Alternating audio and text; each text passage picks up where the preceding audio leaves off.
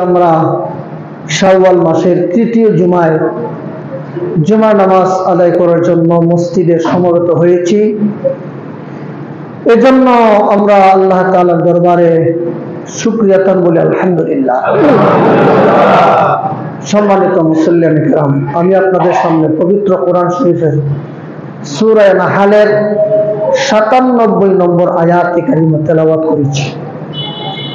তেলাওয়াতকৃত আয়াতকে সামনে রেখে বর্তমান প্রেক্ষাপট সম্পর্কে কিছু কথা বলার চেষ্টা করব। আল্লাহ যেন আমাকে বলার তৌফিক দেন, আপনারা যেন আমলে নিয়তে শুনতে পারেন, এজন্য আমরা সকলে বলি আমিন। সম্মানিত হাজিরিন, তেলাওয়াতকৃত আয়াতে মহান আল্লাহ তাআলা বলেন, মান আমিলা সালিহান মিন যাকারিন আও উনসা ওয়া হুয়া মুমিন। চাই নারী হোক চাই পুরুষ হোক, যদি কেউ নেক আমল করে, ওয়া হুয়া মুমিন, এমত অবস্থায় যে সে মুমিন, অর্থাৎ মুমিন নারী হোক অথবা মুমিন পুরুষ হোক, কেউ যদি নেক আমল করে, ফালানুহইয়ান্নাহু হায়াতান তাইয়্যিবা, অবশ্যই আমি আল্লাহ তাকে দুনিয়ার জীবন একটা পবিত্র জিন্দেগি দান করব। ওয়ালা নাজজিয়ান্নাহুম আজরাহুম বিআহসানি মা কানু ইয়ামালুন, আর দুনিয়ার জীবনে সে যে নেক আমল করে সেই নেক আমলের তুলনায় অনেক হাজারো কোটি লক্ষ কোটি গুণ বেশি উত্তম প্রতিদান আমি আল্লাহ তাকে পরকালে দান করব। তো কেউ যদি মুমিন হয় আর নেক আমল করে, চাই নারী হোক চাই পুরুষ হোক, দুনিয়াতে আল্লাহ তাকে পবিত্র জিন্দেগি দান করবেন আর পরকালে তাকে নেক আমলের চেয়েও উত্তম বিনিময় দান করবেন। এটা হলো কোরআনুল কারীমের সূরা নাহলের ৯৭ নম্বর আয়াতের অর্থ। এই আয়াতকে সামনে রেখে আপনাদের সামনে কিছু কথা বলবো। আল্লাহ যেন আমাকে সুস্থতার সাথে ইখলাসের সাথে কথাগুলো বলার তৌফিক দেন। আপনারা যারা শুনবেন আপনাদেরকে যেন মহান আল্লাহ রাব্বুল আলামিন আমলের নিয়তে শোনার তৌফিক দেন, আমিন। সম্মানিত উপস্থিতি, আল্লাহ তাআলা কোরআনুল কারীমের সূরা নাহলের ৯৭ নম্বর আয়াতে বলেন, আমরা যদি নেক আমল করি আমাদেরকে দুনিয়াতে তিনি পবিত্র জিন্দেগি দান করবেন এবং পরকালে আমাদেরকে নেক আমলের তুলনায় হাজারো গুণ বেশি উত্তম প্রতিদান দান করবেন। কোন মানুষ পরকালীন জীবনে সাফল্য পাওয়ার জন্য ৪টা শর্ত। ১ নম্বর শর্ত হলো মুমিন হতে হবে। ২ নম্বর শর্ত হলো নেক আমলওয়ালা হতে হবে। ৩ নম্বর শর্ত হলো নেক আমলটা নবীর তরিকা মতো হতে হবে। ৪ নম্বর আমলটার মধ্যে সহিলিয়ত ইখলাস থাকতে হবে। এই ৪টা শর্ত যদি পাওয়া যায় তাহলে মহান আল্লাহ আমাদেরকে দুনিয়ার জীবনে তিনি পবিত্র জিন্দেগি দান করবেন এবং পরকালীন জীবনে আমাদেরকে দুনিয়াতে যে আমল করেছি এর চেয়ে হাজারো গুণ বেশি আমাদেরকে প্রতিদান দিবেন। মুআজ্জাম হাজিরিন, তো দুনিয়ার জীবনে পবিত্র জিন্দেগি পাওয়ার জন্য শর্ত আছে, পরকালীন জীবনে সাফল্য পাওয়ার জন্যও শর্ত আছে। আমরা যদি এই ৪টা শর্ত রক্ষা করি, ১ নম্বর হলো ঈমানওয়ালা হতে হবে, ঈমান আনতে হবে। মুমিন, আমাদেরকে সত্যিকারের মুমিন মুসলমান হতে হবে, ১ নম্বর। ২ নম্বর নেক আমল। ৩ নম্বর নেক আমল মন গড়া হবে না, নবীর আদর্শ মতো নবীর তরিকা মতো। ৪ নম্বরটা আমার আমলটার মধ্যে ইখলাস আছে কিনা, আল্লাহর সন্তুষ্টির জন্য করছি কিনা, এটা থাকতে হবে। তাহলে আমরা দুনিয়াতে পবিত্র জিন্দেগি পাবো। পবিত্র জিন্দেগি বলতে কি বোঝায়? এই পবিত্র জিন্দেগির ব্যাখ্যা করতে গিয়ে আল্লাহ তাআলা নিজেই কোরআনুল কারীমের সূরা নূরের ৫৫ নং আয়াতে বলেন, দুনিয়ার মুমিন মুসলমানদেরকে আমি আল্লাহ তাআলা যদি তাদের ঈমান আমল এবং নেক আমল নবীর আদর্শ মতো হয় আর যদি তাদের ইখলাস থাকে, আমি আল্লাহ তাদেরকে দুনিয়ার জীবনে 3টা পুরস্কার দেব। আর পরকালীন জীবনে আমি আল্লাহ দুনিয়ার জীবনে 3টা পুরস্কার তো আছে, পাশাপাশি মরণের সময় আল্লাহ পাক শয়তানের যাবতীয় চক্রান্ত থেকে হেফাজত করে ঈমানের সাথে মৃত্যুবরণ করার জন্য আল্লাহ সহযোগিতা করেন। তো দুনিয়ার জীবনে যদি আমরা এই 4টা শর্ত রক্ষা করতে পারি, আল্লাহ আমাদেরকে দুনিয়াতেই 4টা পুরস্কার দেবেন। 4টা পুরস্কারের মধ্যে 3টা পুরস্কারের কথা আল্লাহ তাআলা কোরআনুল কারীমের সূরা নূরের 55 নং আয়াতে বলেন। আল্লাহ তাআলা বলেন, وعد الله الذين آمنوا منكم وعملوا الصالحات ليستخلفنهم في الأرض كما استخلف الذين من قبلهم وليمكنن لهم دينهم الذي ارتضى لهم وليبدلنهم من بعد خوفهم أمنا। আল্লাহ তাআলা সূরা নূরের 55 নং আয়াতে বলেন, দুনিয়ার জীবনে পাইবা 3 পুরস্কার। 1 নম্বর, সারা দুনিয়াতে শাসন ক্ষমতা, যেটা রাজত্ব, সেটা মুমিন মুসলমান তোমাদেরকে দান করা হবে। দুনিয়ার শাসন ক্ষমতা কাকে দিবেন? মুমিন মুসলমানদেরকে দিবেন। কথাগুলো মনোযোগ দিয়ে শুনবেন, দিলের কান দিয়ে শুনবেন, কথা শুরু থেকে শেষ পর্যন্ত শোনার চেষ্টা করবেন। কথাগুলো আমাদের জন্য কতটুকু দরকারি, আমাদের কি করণীয় আর আমরা কি করতেছি, এগুলো মনোযোগ দিয়ে শুনবেন। মুআজ্জির হাজিরিন, আল্লাহ তাআলা আমাদেরকে সূরা নূরের 55 নং আয়াতে বলেন যে তোমাদেরকে দুনিয়াতে 3টা পুরস্কার দেবে। এর মধ্যে 1 নম্বর হলো সারা দুনিয়াতে মুমিন মুসলমান তোমাদেরকে শাসন ক্ষমতা দান করবে, 1 নম্বর। 2 নম্বর, সারা পৃথিবীতে ইসলাম ধর্মকে আমি আল্লাহ প্রচার করে দেব, প্রচার প্রসার করে দেব, 2 নম্বর। 3 নম্বর, দুনিয়ার কাফের, মুশরিক, ইহুদি, খ্রিস্টান, সন্ত্রাসী, বেঈমান কাফেরদের হামলা, মামলা, হুমকি থেকে নিরাপত্তা দান করব। কয়টা পুরস্কার?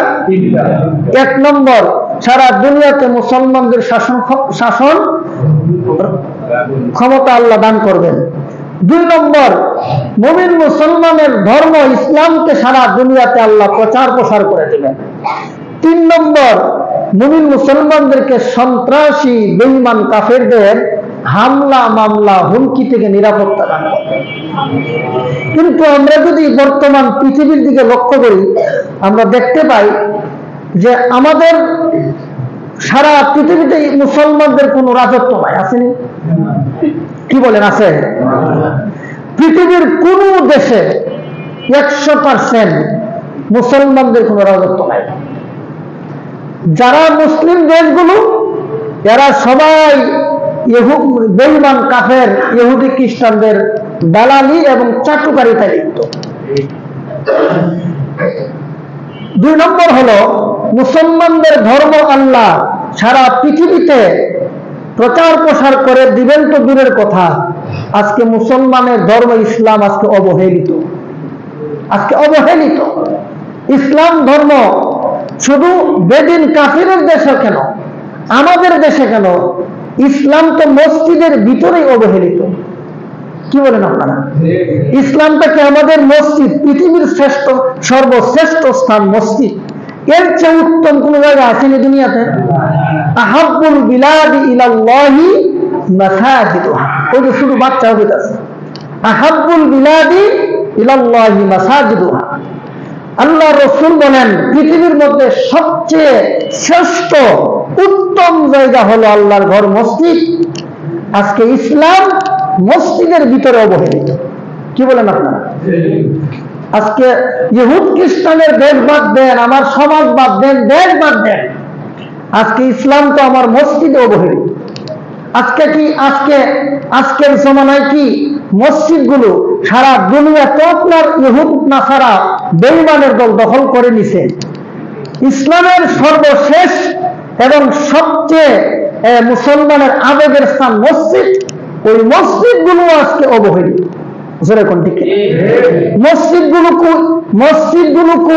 মসজিদ যা আছে বাংলাদেশে, কয়টা মসজিদ আছে যে এই মসজিদগুলো আলেমদের কথা মতো চলে, ইমাম খতিবের কথা মতো চলে? মসজিদগুলো বলতে পারবেন কয়টা মসজিদ আছে আমাদের মানে সারা পৃথিবীতে? আরে বাংলাদেশ বাদ দেন না, মক্কা মদিনার ইমাম যারা মক্কা এবং মদিনার মসজিদুল হারামাইন শরীফাইন, ওই প্রধান দেবী মসজিদ, ওই দুই মসজিদের যারা ইমাম আছে এদের কথা মতো কি চলে? মক্কা মদিনা চলে। তাহলে আপনি সারা দুনিয়ার কথা বাদ দেন, আজকে ইসলাম মসজিদের ভিতরে ইসলাম অবহেলিত, অপদস্থ, লাঞ্ছিত।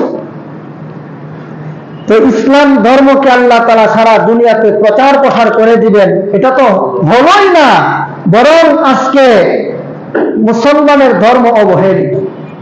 আজকে দেখবেন কিছু হলেই ওই যে একদল এখন দেশের বাইরে আছে, এরা কিছু সাংবাদিক আছে, ওই যে আপনার নিজুম মজুমদার, আরো কতটি আছে, এটি বাহির থেকে কথায় কথায় বলে জঙ্গি সন্ত্রাস। আমরা দেশে কি জঙ্গি আছে? সন্ত্রাসী আছে। এই সমস্ত গাঁজাখুরের দল সন্ত্রাস কাকে বলে আর জঙ্গি কাকে বলে তারা দেখবে শুনি যায় না। মুআজ্জাজ হাজিরিন, তো আজকে আমাদের দেশ না, সারা পৃথিবীতে ইসলামটা আজকে অবহেলিত।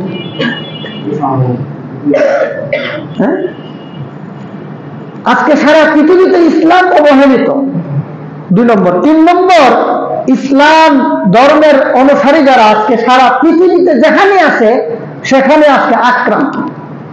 মুসলমানরা পৃথিবীর যেখানেই থাকুক না কেন, আজকে মুসলমানরা আক্রান্ত। আজকে ইসরায়েল আর ফিলিস্তিনের কথা তো সবাই জানে, পৃথিবীর এমন কোনো মানুষ নাই, ছোট বড়, শিক্ষিত অশিক্ষিত, মুসলমান অমুসলমান নির্বিশেষে সারা দুনিয়ার সমস্ত মানুষ জানে আজকে পৃথিবীতে ফিলিস্তিনের মুসলমানরা কত নির্যাতিত। শুধু ফিলিস্তিনের মুসলমান নির্যাতিত নয়, আমাদের চতুর্পাশে ঘেরা ভারতের মুসলমানরা নির্যাতিত নয়? ইদানিং আপনারা ভিডিওগুলো দেখতেছেন না, যে প্রতিদিন ফেসবুকে ইউটিউবে দেখতেছেন যে তাদের দেশে আইন শৃঙ্খলা বাহিনীর উপস্থিতিতে মুসলমানদেরকে কিভাবে পিটানো হচ্ছে। মুসলমানদের যে মসজিদগুলো, বড় বড় আপনার বড় বড় মসজিদ মাদ্রাসাগুলোকে ভেঙে চুরমার করে দিচ্ছে, বুলডোজার দিয়ে উড়াইয়া দিচ্ছে। ভারত নাকি গণতান্ত্রিক দেশ, পৃথিবীর মধ্যে একটা শক্তিশালী গণতান্ত্রিক দেশের নাম নাকি ভারত। এরা কয়েকদিন পর পর বলে বাংলাদেশে হিন্দুরা নির্যাতিত হচ্ছে। আজ পর্যন্ত একটা ভিডিও ফুটেজ দেখাইতে পারবে মুসলমানরা হিন্দুদের পূজা অনুষ্ঠানে মুসলমানরা গিয়ে তাদেরকে লাঠি পিটা করছে পুলিশের উপস্থিতিতে? দেখাইতে পারবেন? বলেন। যদি বলেন পারেন যে পুলিশের উপস্থিতিতে কোন মুসলমান হিন্দুদের পূজাতে গিয়া বা মন্দিরে গিয়ে পিটাইছে, কেউ দেখাইতে পারবেন। অথচ তারা কয়েকদিন পর পর বলে বাংলাদেশের হিন্দুরা নির্যাতিত, সংখ্যালঘুরা, মাহাজাল্লাহ। অথচ পৃথিবীতে, শুধু বাংলাদেশ কেন, সারা পৃথিবীতে বাংলাদেশের মতো সংখ্যালঘুরা যেই রকমের নিরাপদ আছে, পৃথিবীর কোন দেশে এই রকমের নিরাপদ না। বাংলাদেশে শুধু হিন্দু নয়, হিন্দু, বৌদ্ধ, খ্রিস্টান, এই 3 জাতি যেই রকমের নিরাপত্তার চাদরে বেষ্টিত অবস্থায় আছে, পৃথিবীর অন্য কোনো দেশে এত নিরাপদ নাই। বাংলাদেশে খ্রিস্টানদের সবচেয়ে বড় মিশনারি আছে এই আপনার গাজীপুর কালীগঞ্জ। গাজীপুর কালীগঞ্জ বিশাল এলাকা জুড়ে একটা খ্রিস্টানদের এলাকা আছে। আমার শ্বশুর বাড়ি ওই দেশ, কালীগঞ্জ।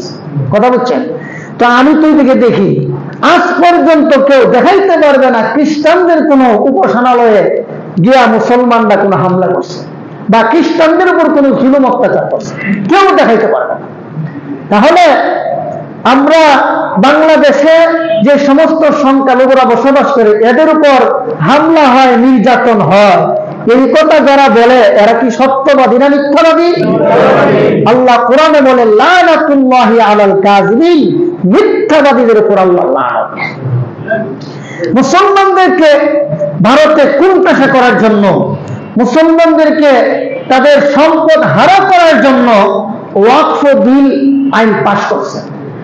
ওয়াকফ বিল তারা পাশ করে মুসলমানদের মসজিদ মাদ্রাসাগুলো ঘুরিয়ে দেওয়ার জন্য পায়তারা করতেছে। এখন নাকি শুনলাম এটা স্থগিত করা হয়েছে, হয়তো এরপরে কোন সিদ্ধান্ত নিয়ে আল্লাহ ভালো লাগে। তো মুআজ্জিজ হাজিরিন, তো সারা দুনিয়ার পরিস্থিতিটা আপনারা দেখেন। আমাদের পার্শ্ববর্তী দেশ ভারতে মুসলমানরা নির্যাতিত, মিয়ানমারের মুসলমানরা কত নির্যাতিত আপনারা দেখছেন, যে তাদের উপর কত জুলুম অত্যাচার করা হয়েছিল, যার কারণে তারা বাংলাদেশে পালায় আসে। তারপরে আপনারা দেখেন 20টা বছর পর্যন্ত আফগানিস্তানে কত অত্যাচার জুলুম নির্যাতন করলো আমেরিকা, তারপরে লিবিয়াতে অত্যাচার করলো, তারপর ফিলিস্তিনে করলো, লেবাননে করলো, তারপর সিরিয়াতে করলো।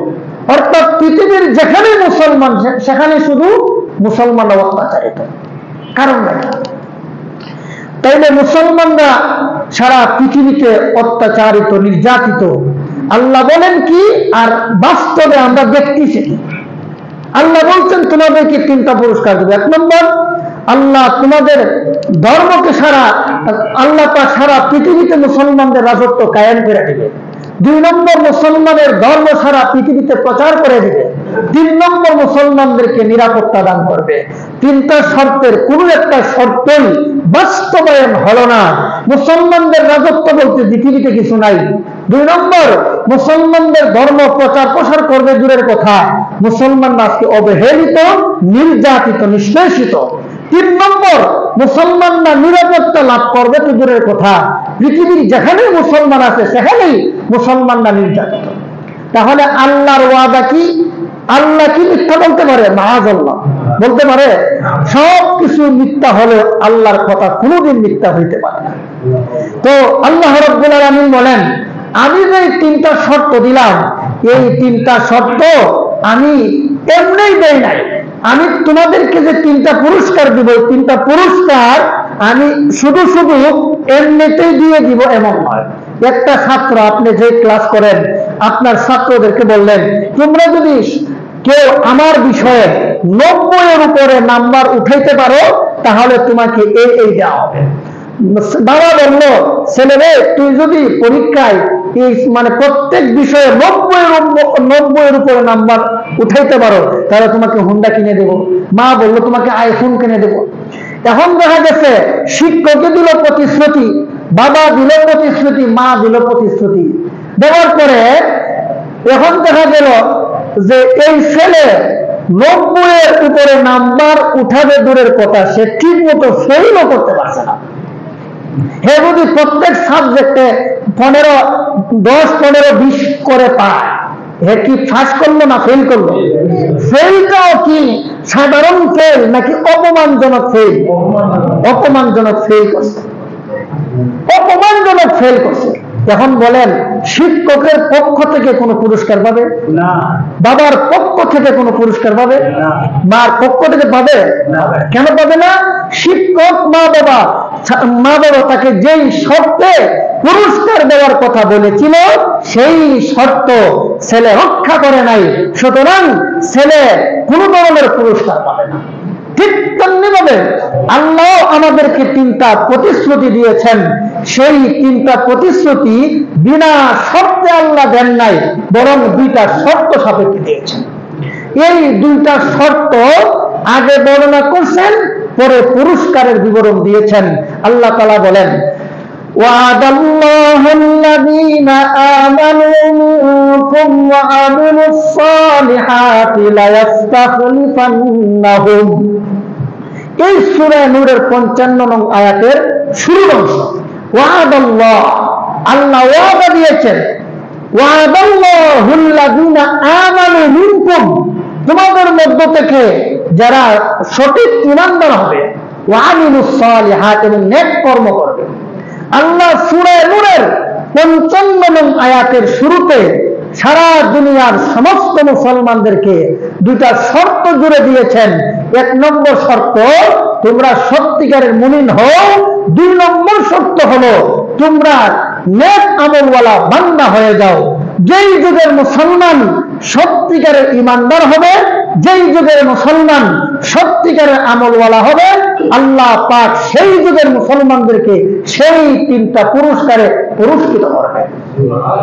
এখন বুঝে আসছে কথা মাথার মধ্যে কিছু ঢুকানোর চেষ্টা করেন। আমরা কি আল্লাহর পক্ষ থেকে যে 3টা পুরস্কার পাওয়ার কথা ছিল, পুরস্কারের যোগ্য? আরো জোরে বলেন। এই পুরস্কারের যোগ্য বাংলাদেশের মুসলমান নয়, পাকিস্তানের মুসলমান না, পৃথিবীর কোন দেশের মুসলমান এই 3 পুরস্কার পাওয়ার যোগ্য নয়। এই জন্য সারা দুনিয়াতে মুসলমানরা লাঞ্ছিত অপমানিত। আমরা 1 নম্বর ঈমান। আমাদের কি ঈমানটা ঠিক আছে? ঈমান কাকে বলে? আমি যে মুমিন, জিজ্ঞেস যদি করা হয় তুমি কি মুমিন, আপনারা 100 বার বলবেন আরে কি করা, আমি মুমিন না। আচ্ছা, আপনি যে মুমিন বলেন তো মুমিন কাকে বলে? মুমিন কাকে বলে বলেন? কয়জনে পারবেন মুমিন কাকে বলে? মুমিনের সংজ্ঞা কয়জনে দিতে পারবেন? অথচ বেঈমানি করার মতো যত কাজ আছে, মুনাফিকি করার মতো যত কাজ আছে, সেইগুলো তো আমরা ঠিকই করতেছি, কিন্তু ঈমান কাকে বলে, মুমিন কাকে বলে সেটা আমরা জানি না। ঈমান কাকে বলে, মুমিন কাকে বলে সেটা আমরা জানি না। অথচ বেঈমানি করার মতো, মুনাফিকি করার মতো, গাদ্দারি করার মতো যত জ্ঞান সবটুকু আমাদের মধ্যে আছে। তাহলে আমরা কি বেঈমান কাফেরদের হাতে লাঞ্ছিত হব না? তাহলে হব কি বলে? আজকে মুমিন বলতে, মুমিন মুসলমান কাকে বলে আমরা, মুমিন কাকে বলে সেটাও জানি না, মুসলিম কাকে বলে সেটাও জানি না। সংক্ষেপে বলে দিচ্ছি মুআজ্জিজ হাজিরিন, 6টা বিষয়ের উপর ঈমান আনার নাম ঈমান। কয়টা বিষয়ের উপর? 6টা বিষয়ের উপর ঈমান আনার নাম ঈমান। যে এই 6টা বিষয়কে বিশ্বাস করে সে হলো মুমিন। সেই 6টা বিষয় কি? যে 6টা বিষয় আমরা ঈমানে মুফাসসালে পড়েছি, আমানতু বিল্লাহি ওয়া মালাইকাতিহি ওয়া কুতুবিহি ওয়া রুসুলিহি ওয়াল ইয়াউমিল আখিরি ওয়াল কদরি খাইরিহি ওয়া শাররিহি মিনাল্লাহি তাআলা ওয়াল বা'থি বা'দাল মাউত। 1 নম্বর, আমানতু বিল্লাহি, আল্লাহ বিশ্বাস করলাম, ওয়া মালাইকাতিহি, আল্লাহর ফেরেশতা বিশ্বাস করলাম, ওয়া কুতুবিহি, আল্লাহর পক্ষ থেকে নাযিলকৃত কিতাবাদি বিশ্বাস করলাম, ওয়া রুসুলিহি, আল্লাহর পক্ষ থেকে প্রেরিত নবী রাসূল বিশ্বাস করলাম, তারপর পরকাল বিশ্বাস করলাম, তারপর তাকদীর বিশ্বাস করলাম। কয়টা? 1 নম্বর আল্লাহ বিশ্বাস করলাম, আল্লাহর ফেরেশতা বিশ্বাস করলাম, আল্লাহর পক্ষ থেকে নাযিলকৃত কিতাবাদি বিশ্বাস করলাম, আল্লাহর পক্ষ থেকে প্রেরিত নবী রাসূল বিশ্বাস করলাম, পরকাল বিশ্বাস করলাম, তাকদীর বিশ্বাস করলাম। কয়টা হলো? এই 6টা মৌলিক বিষয়ের উপর ঈমান যে আনবে সেই হলো প্রকৃত মুমিন। আমরা কি আল্লাহ বিশ্বাস করি? আল্লাহ বিশ্বাস করার ব্যাখ্যা কি? আল্লাহকে বিশ্বাস করতে হবে আল্লাহর বিধান সহ, রাসূলকে বিশ্বাস করতে হবে রাসূলের আদর্শ সহ। আমরা রাসূল বিশ্বাস করি ঠিক, আমরা আল্লাহ বিশ্বাস করি ঠিক, কিন্তু আল্লাহকে আল্লাহর বিধান সহ বিশ্বাস করি না, রাসূলকে রাসূলের আদর্শ সহ বিশ্বাস করি না। তাহলে কয়টা জিনিসের উপর ঈমান আনার নাম মুমিন? 6টা জিনিসের নাম সারা জীবন মনে রাখবেন। মুআজ্জিজ হাজিরিন, তো আমরা তো প্রকৃত মুমিন হই না, আর আমল এত খারাপ। আমাদের আমল খারাপ হওয়ার কারণে আজকে আমরা দেখেন, আমরা মুমিন হয়ে আমরা কোন গুনাহ আছে যে গুনাহটা আমরা করি না? কোন গুনাহটা আছে আমরা করি না বলেন? মিথ্যা বলতেছি, হারাম খাইতেছি, না জবানের হেফাজত নাই, আমার জীবনের হেফাজত নাই, আমার ফ্যামিলিকে আমি ইসলামী আইন কানুন অনুসারে আমি চালাই না, আমার ইনকাম হালাল নাই, আমার আল্লাহর সাথে সম্পর্ক নাই, নবীর সাথে সম্পর্ক নাই, মসজিদের সাথে সম্পর্ক নাই, ইসলামের সাথে সম্পর্ক নাই, আমার সম্পর্ক তো সব দুনিয়ার সাথে। তাহলে যেই যুগের মুসলমান এই শর্তগুলো রক্ষা করবে সেই যুগের মুসলমানকে আল্লাহ 3টা পুরস্কার দিবেন। এটা হলো দুনিয়ার জীবনে। আপনি যদি সত্যিকার ঈমানওয়ালা হন, আমলওয়ালা হন, নবীর আদর্শ অনুযায়ী আমল করেন, আর আমলটা যদি সহিহ নিয়তে হয়, আল্লাহ এই 3 পুরস্কার দুনিয়াতে দান করবেন। শুধু তা না, আরো বিভিন্ন পুরস্কারের কথা আল্লাহ বলেন। আল্লাহ তাআলা বলেন সূরা কুরাইশে বলেন, فَلْيَعْبُدُوا رَبَّ هَذَا الْبَيْتِ الَّذِي أَطْعَمَهُم مِّن جُوعٍ وَآمَنَهُم مِّن خَوْفٍ।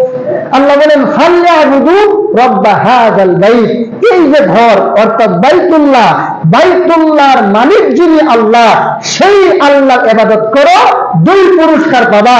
1 নম্বর পুরস্কার, আল্লাহ তোমাদেরকে ক্ষুধা মুক্ত জীবন দান করবেন, তোমাদের কোনো অভাব অনটন থাকবে না। 2 নম্বর হলো ওয়া আমানাহুম মিন খাউফ, দুনিয়ার সন্ত্রাসী বেঈমান কাফেরদের হামলা মামলা থেকে আল্লাহ তোমাদেরকে নিরাপত্তা দান করবে। আজকে আমরা দুনিয়ার মানুষ, আমরা আজকে পেরেশানিতে আছি। আল্লাহ বলেন আমি আল্লাহর গোলামি করো, তোমাদেরকে ক্ষুধামুক্ত জীবন দান করব, তোমাদের কোনো অভাব থাকবে না, পেরেশানি থাকবে না, আর তোমরা সন্ত্রাসীদের হামলা মামলা থেকে নিরাপত্তা লাভ করবা। আজকে দেখেন আমরা সবার পেরেশান। আজকে ইমাম সাহেব পেরেশানিতে আছে, মুসল্লিও পেরেশানিতে আছে, মালিকও পেরেশানিতে আছে, শ্রমিকও পেরেশানিতে আছে, সরকার পেরেশানিতে আছে, জনগণ পেরেশানিতে আছে। যেরকম ঠিক কিনা? কেন?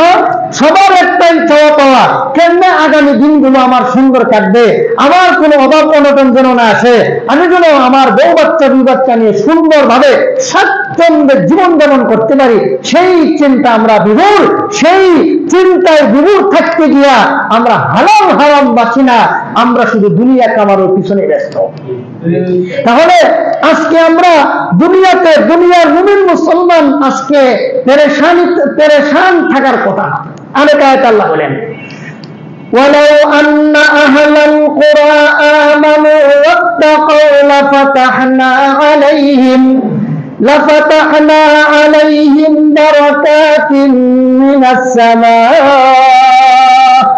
আল্লাহ বলে ওয়ালাউ আন্না আহলাল কুরা আমানু, জনপদের অধিবাসীরা যদি আমানু ঈমান আনে, ওয়াত্তাকাউ আল্লাহকে যদি ভয় করে, লাফাতাহনা আলাইহিম বারাকাতিন মিনাস সামা, আমি আল্লাহ তাআলা আসমানের যত বরকতের দরওয়াজা আছে, সব বরকতের দরওয়াজা আমি আল্লাহ ঈমানদার মুমিন মুসলমান ঈমানদারদের জন্য খুলে দেব। আজকে ঈমানদার হতে পারি নাই, মুত্তাকি হতে পারি নাই, এই জন্য আল্লাহ বরকতের দরজা খুলে না, আর আমাদের পেরেশানিরও শেষ নাই। ওয়াত্তাকাউ, আল্লাহকে ভয় করো। আমি আমার জবানটা যখন অন্যের ব্যাপারে ব্যবহার করব, তখন আমার ভয় থাকতে হবে যে আমি যে আরেকজনের ব্যাপারে আমার জবানকে ব্যবহার করতেছি, আমাকে তো আল্লাহর সামনে দাঁড়াইতে হবে। আমি যখন হারাম কিছু আমার জবান দিয়া, আমার মুখ দিয়ে পেটে ঢুকাবো, তখন আমাকে মনে রাখতে হবে আল্লাহ আমাকে দেখতেছে। আমি যখন অন্যায় কাজ করব, মনে রাখতে হবে আল্লাহর সামনে দাঁড়াইতে হবে। দুনিয়ার যে কোনো কাজ করি, অন্যায় কাজ করি না কেন, আমাকে মনে রাখতে হবে আল্লাহর সামনে আমাকে জবাবদিহি করতে হবে। এই ভয় যতদিন পর্যন্ত মুমিন মুসলমানের অন্তরে বদ্ধমূল হবে না, ততদিন পর্যন্ত দুনিয়ার মানুষ শান্তি পাবে না। আজকে তো আমরা চাপাবাজি করার জন্য উস্তাদ, বেড়াগিরি দেখানোর বেলায় উস্তাদ, বাহাদুরি দেখানোর বেলায় উস্তাদ, হ্যাঁ, দুনিয়ায় ফিতনা ফাসাদ লাগানোর বেলায় উস্তাদ, আল্লাহকে ভয় করার বেলায় আমরা জিরো শূন্য। অথচ আল্লাহ বলেন ইন্না আকরামাকুম ইনদাল্লাহি আতকাকুম, আল্লাহ বলেন তোমাদের মধ্যে সবচেয়ে সম্মানী ওই ব্যক্তি যে ব্যক্তি আল্লাহকে বেশি ভয় করে। মুআজ্জিন হাজির, তাহলে দুনিয়াতে আমাদের উপর এত জুলুম, এত অত্যাচার, এটা কি আল্লাহর দোষ না আমাদের দোষ? আল্লাহ বলেন যাহারাল ফাসাদু ফিল বাররি ওয়াল বাহরি বিমা কাসাবাত আইদিন নাস, জলে এবং স্থলে যত অঘটন ঘটে, যত ফিতনা ফাসাদ হয়, যত বিপদ বলা মুসিবত আসে, সবগুলো বন্দা তোমাদের হাতের কামাই। আজকে সারা পৃথিবীতে যত অঘটন ঘটতেছে, যত বিশৃঙ্খলা হচ্ছে, অশান্তি হচ্ছে, এর পিছনে একমাত্র আমাদের কর্ম, আমাদের হাতের কামাই। মাআযুল হাজিরিন, তাহলে আল্লাহ আমাদেরকে সারা পৃথিবীতে আমাদের ধর্ম প্রতিষ্ঠা করে দিলেন না, সারা পৃথিবীতে আমাদের রাজত্ব কায়েম করে দিলেন না, সারা পৃথিবীতে আমাদেরকে নিরাপত্তা দিলেন না, কার দোষে? আরেকটু জোরে বলেন। এই দেশের সব হুজুররার দোষে, এই দেশে যত আলেম উলামা আছে না, এরার দোষে এই যত অশান্তি, নাকি কি বলেন? সব আমরার দোষ। আর এই দেশে অন্যরা মনে করেন কোনো দোষ নাই। না, ওই দিন একটাই কথা, মৌলবীরার মধ্যে ৭২ দল হইব, মৌলবীরার মধ্যে ৭২ দল হইব, ৭৩ দলের মৌলবীরার মধ্যে ৭৩ দল হবে, এক দল জান্নাত নিয়ে যাওয়ার, বাকি ৭২ দল জাহান্নামে যাবে।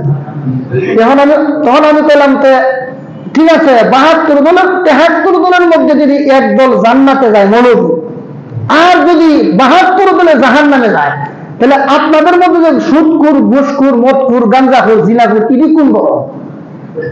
৭৩ দলের পরে তো কোনো দল নাই, আসেনি। তো ৭৩ দলের মধ্যে যদি একদল মৌলবী জান্নাতে যায়, হক্কানি আলেমরা যদি জান্নাতে যায়, বাকি ৭২ দল যদি জাহান্নামে যায়, এখানে তো ৭৪ দল বলতে কিছু দল, কোন দল আসেনি। তাহলে সুদখোর, ঘুষখোর, মদখোর, গাঁজাখোর, জিনাখোর, এই সমস্ত মানে জালেম, এরা কোন দল? এরা কোনো দল না, এরা বিনা হিসেবে জান্নাত। হ্যাঁ, এই সমস্ত কথা যারা বলে, এরা কি বিবেকবান মানুষ না বিবেকহীন মানুষ? এরা ইসলাম বলতে কিছু বুঝে না, এদের মধ্যে শিক্ষা দীক্ষা বলতে কিছু নাই, যারা আসলেই ইসলামকে পছন্দ করে না। ব্যাপারটা হইল, আল্লাহ রাসূল বলেন, বনী ইসরাঈল ৭২ দল হয়েছিল, আর আমার উম্মতে ৭৩ দল হবে। এর মধ্যে একদল জান্নাতি, বাকি ৭২ দল জাহান্নামী। একদল জান্নাতি কারা? যারা আল্লাহর হুকুম নবীর তরিকা মতো চলবো, এরা জান্নাতি। চাই আলেমও হইতে পারে, চাই আওয়ামও হইতে পারে। আপনি মাদ্রাসায় পড়েন না, আলেম হন নাই, কিন্তু আপনার ঈমান আমল ভালো, আপনিও জান্নাতে যাবেন। আমার যদি ঈমান আমল ভালো না থাকে, আমি আলেম হওয়ার পরেও আমি জাহান্নামে যাব। তাইলে আপনার জান্নাতে যাওয়ার জন্য ঈমান এবং আমল শর্ত, সঠিক পথে থাকা শর্ত। কোন আলেম যদি অন্যায় কাজ করে, আল্লাহ কোন আলেমকে ছাড় দিবেন না, তাকেও জাহান্নামে যাইতে হবে। কোন সাধারণ থেকে সাধারণ মানুষ যদি নেক আমল করে, আল্লাহর কাছে আলেম না হলেও সে যেহেতু দুনিয়ার জীবনে আল্লাহকে ভয় করে চলতো, তাকেও আল্লাহ জান্নাত দান করবে। তাহলে বলেন, সারা পৃথিবীতে যত অশান্তি হচ্ছে, তার অশান্তির মূলে কে? আমাদের বদ আমল। সারা পৃথিবীতে মুসলমানরা লাঞ্ছিত। পৃথিবীর এক প্রান্ত থেকে অপর প্রান্ত, মরুভূমি থেকে সাগর বক্ষ, সর্বত্রই আজ মুসলিমরা নির্যাতিত হচ্ছে। যেখানে যান সেখানে মুসলমানরা নির্যাতিত হয়। কেন? তিনটা কারণে। কয়টা কারণে? তিনটা কারণ। এক নম্বর, মুসলমানদের নেতা যারা আছে, মুসলমানের নেতা যারা আছে, এরা ইহুদি খ্রিস্টানের গোলামি করে। মনে রাখবেন, মুসলমানদের নেতারা ইহুদি খ্রিস্টানের গোলামি করে। পাকিস্তানের প্রেসিডেন্ট ইহুদি খ্রিস্টানের গোলাম, তুরস্কের প্রেসিডেন্ট ইহুদি খ্রিস্টানের গোলাম, সৌদি আরব, কুয়েত, কাতারের প্রেসিডেন্ট, প্রধানমন্ত্রী যারা, এরা ইহুদি খ্রিস্টানের গোলাম। মুআজ্জাজ হাজিরিন, সারা পৃথিবীতে মুসলমানরা নির্যাতিত হওয়ার তিনটা কারণ। এক নম্বর, মুসলমানের নেতারা ইহুদি খ্রিস্টানের গোলামি করে। দুই নম্বর, বাদ বাকি মুসলমানদের মধ্যে এক প্রকার কিছু বুদ্ধিজীবী আছে, যাদের মাথার মধ্যে চুল নাই, স্টেডিয়াম, টাকলা মোড়াদের মতো কিছু আছে না, এই ধরনের কিছু লোক দেখবেন, এরা এরা ইহুদি খ্রিস্টানের দালালি করে। এরা ইহুদি খ্রিস্টানের দালালি করে। যেমন ধরেন নিজুম মজুমদার, হে কিন্তু নিজের মুসলিম দাবি করে, যদিও সে মুসলিম না, তার কথাবার্তায় প্রমাণ হয়ে যায় সে মুরতাদ। আগে মুসলমান থাকলে এখন আর মুসলমান না। কেন? সে আলেমদেরকে জঙ্গি বলে। আলেমদেরকে জঙ্গি বলে। আহলে সুন্নাত ওয়াল জামাতের আকীদার কিতাবে লেখা আছে, ইহানাতুল উলামাই কুফরুন, আলেমদেরকে অপমান করা কুফরি। আলেমদেরকে অপমান করা কুফরি। যে আলেমকে অপমান করলো, সে কুফরি করলো। সুতরাং যে ব্যক্তি আগে মুসলিম ছিল এখন এই সমস্ত কথাবার্তা বলে, শুধু আলেম কেন, ইসলামের বিভিন্ন বিভিন্ন বিধিবিধান নিয়ে সে কটাক্ষ করে, তাহলে এরা মুসলমান হলেও এরা সত্যিকারের মুসলমান নয়, এরা মুরতাদ। আল্লাহ এদের ব্যাপার বলেন, وَمَن يَرْتَدِدْ مِنكُمْ عَنْ دِينِهِ فَيَمُتْ وَهُوَ كَافِرٌ فَأُولَئِكَ حَبِطَتْ أَعْمَالُهُمْ فِي الدُّنْيَا وَالْآخِرَةِ। আল্লাহ বলেন যারা মুরতাদ হয়ে গেল তাদের জীবনে যত আমল আছে সব আমল বরবাদ, এরা দুনিয়ার জীবনে হত্যার যোগ্য আর পরকালে তারা জাহান্নামী। মুরতাদের শাস্তি কি বলেন তো? হত্যা, তাদেরকে প্রাণদণ্ড দিতে হবে। মুআজ্জিন হাজিরিন, তো মুসলমানদের মধ্য থেকে একদল নেতা, একদল বুদ্ধিজীবী, এরা ইহুদি খ্রিস্টানের দালালি করে। নেতারা করে গোলামি, বুদ্ধিজীবী পাপিষ্টরা করে দালালি। একদল করে গোলামি আর একদল করে দালালি। আর বাদ বাকি আমরা যারা আছি, আমাদের বেশিরভাগ মুসলমানের ঈমান আমল খারাপ। আমাদের বেশিরভাগ, বলেন না, আমাদের বেশিরভাগ মুসলমানের ঈমান আমল খারাপ। মুসলমানের নেতারা ইহুদি খ্রিস্টানের গোলাম, মুসলমানদের মধ্যে এক প্রকার বুদ্ধিজীবী আছে, এরা ইহুদি খ্রিস্টানের দালাল। আমরা যারা আছি আমাদের বেশিরভাগ মুসলমানের ঈমান আমল খারাপ। আল্লাহ পবিত্র কোরআনের সূরা আম্বিয়ার শেষের দিকে এক আয়াতে বলেন, وَلَقَدْ كَتَبْنَا فِي الزَّبُورِ مِنْ بَعْدِ الذِّكْرِ أَنَّ الْأَرْضَ يَرِثُهَا عِبَادِيَ الصَّالِحُونَ।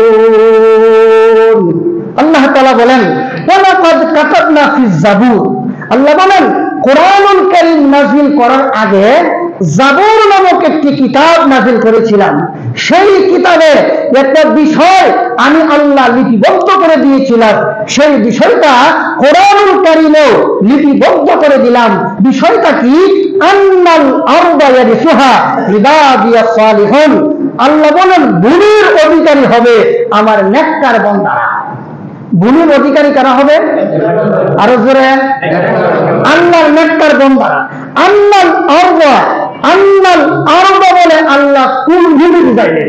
এই আয়াতের ব্যাখ্যায় তাফসীর জালালাইন শরীফের পার্শ্বটিকার মধ্যে হযরত আব্দুল্লাহ ইবনে আব্বাস থেকে বর্ণিত হাদিস, তিনি বলেন ভূমি বলতে এখানে দুইটা হতে পারে, একটা হলো দুনিয়ার ভূমি আর একটা হলো জান্নাতের ভূমি।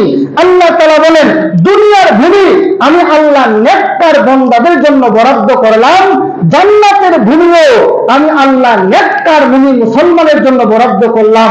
দুনিয়ার কোন পাপিষ্ঠ মুসলমানের জন্য আল্লাহ দুনিয়ার ভূমিকে বরাদ্দ করে না। আজকে সারা দুনিয়ার মুসলমানরা আজকে নেককার না বদকার? আরে জোরে বলেন, বদকার। গাজায় কিভাবে হামলা হচ্ছে, মুসলমানদের কান্নায় আকাশ পাতাল ভারী। আর সৌদি আরবের মুনাফিক গাদ্দার বেঈমানের রাষ্ট্রপ্রধানরা ডিজে পা দিতে ব্যস্ত। দেখছেন না? দেখছেন পত্র পত্রিকা দেখছেন না? মোবাইলে দেখছেন না?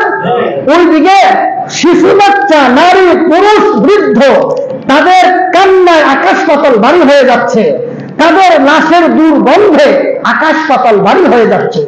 এবং সংকটের মুহূর্তে তারা সেনাবাহিনী পাঠাইয়া মুমিন মুসলমানদের পক্ষে অবস্থান নেওয়া দরকার ছিল, সেটা না করে এই জিনাখোরের দল, হারামখোরের দল, ইহুদি খ্রিস্টানের দালাল এই সৌদি সরকার রাতের বেলা ডিজে পার্টিতে ব্যস্ত। এরা কি মুমিন না মুনাফিক? আর জোরে বলেন।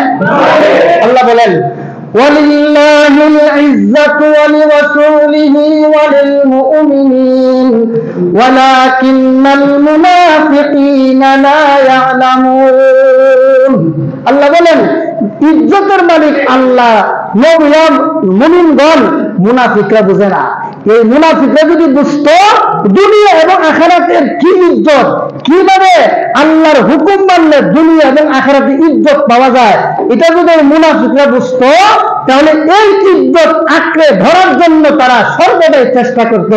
কিন্তু এই মুনাফিকের দল দুনিয়ার সাময়িক লোভ ক্ষমতার জন্য, আনন্দ উল্লাসের জন্য তারা ইহুদি খ্রিস্টানের গোলামি করতে গিয়া করতে করতে এমন নষ্ট হয়ে গেছে, একদিকে মুমিন মুসলমানরা মায় খাইতে খাইতে জীবন শেষ, আর তারা ডিজে পার্টিতে ব্যস্ত। এদের মতো মুনাফিক দুনিয়াতে নাই। ওই মুনাফিক কারা কয়বার বুঝে? এরা বলে কি মুমিন, এরা মুমিন, এরা মুনাফিক। সম্মানিত হাজিরিন, এখন আমাদের করণীয় কি? আজকে ফিলিস্তিনের মুসলমান মারি খায়, আমাদের করণীয় কি? ইসলাম বলে যদি কোন মুসলমান দেশের উপর কোন বেঈমান কাফেররা অন্যায়ভাবে জুলুম অত্যাচার চালায়, তখন সঙ্গে সঙ্গে পার্শ্ববর্তী মুসলমান দেশের সরকারের উপর ফরজ হয়ে যায় সেনাবাহিনীর মাধ্যমে সন্ত্রাস নির্মূল করা। কথা বুঝেন?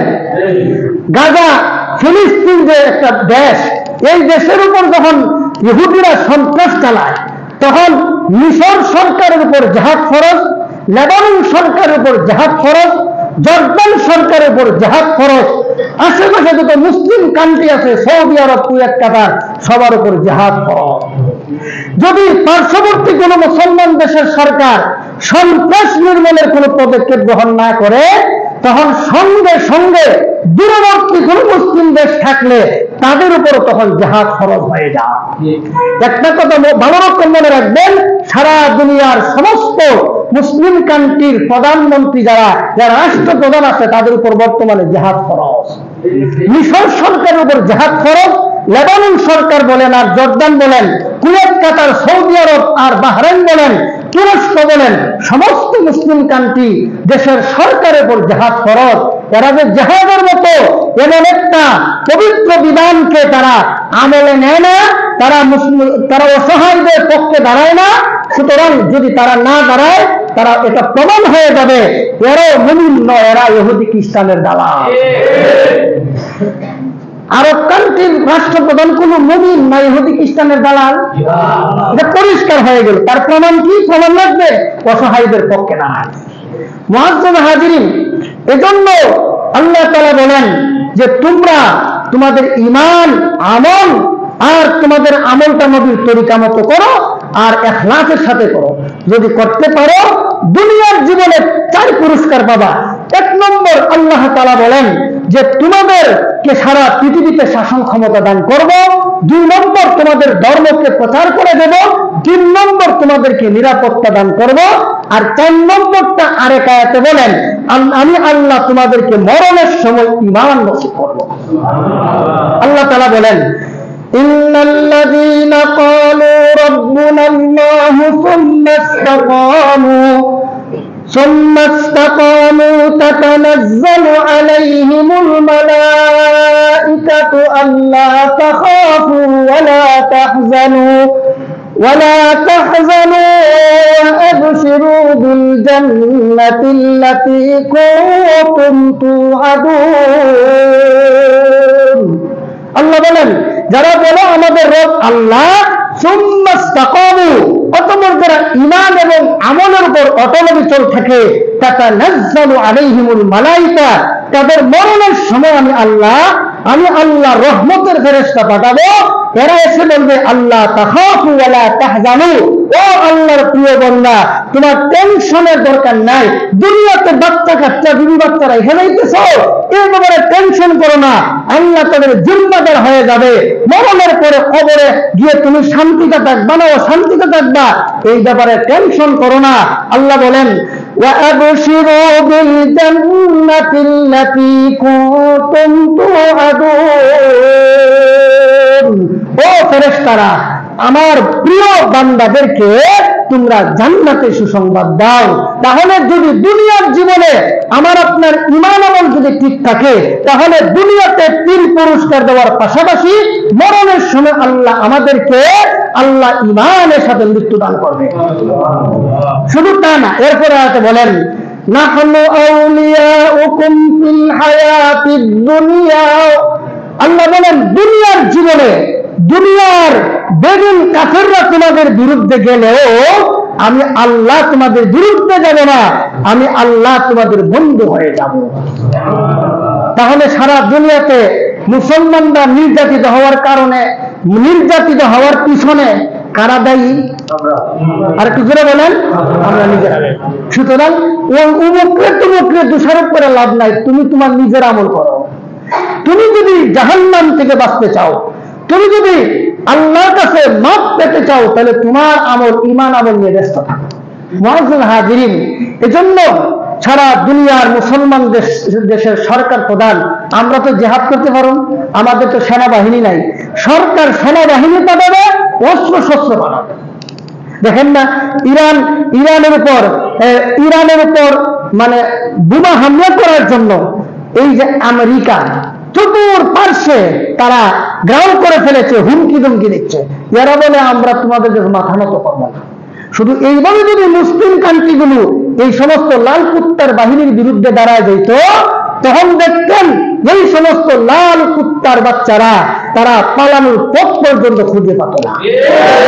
আজকে তেল দিয়া বিমান চালাও, তেল দিয়া জাহাজ চালাও, তোমার কোন দেশের বাবার তেল দিয়া এই আরব কান্ট্রির দেশগুলোর তেল ব্যবহার করে বিমান চালায়, আর ওই বিমানের উপর দিয়া তারা বোমা হামলা করে তারা অসহায় শিশু, বৃদ্ধ এবং একটা দেশকে তছনছ করে দিচ্ছে।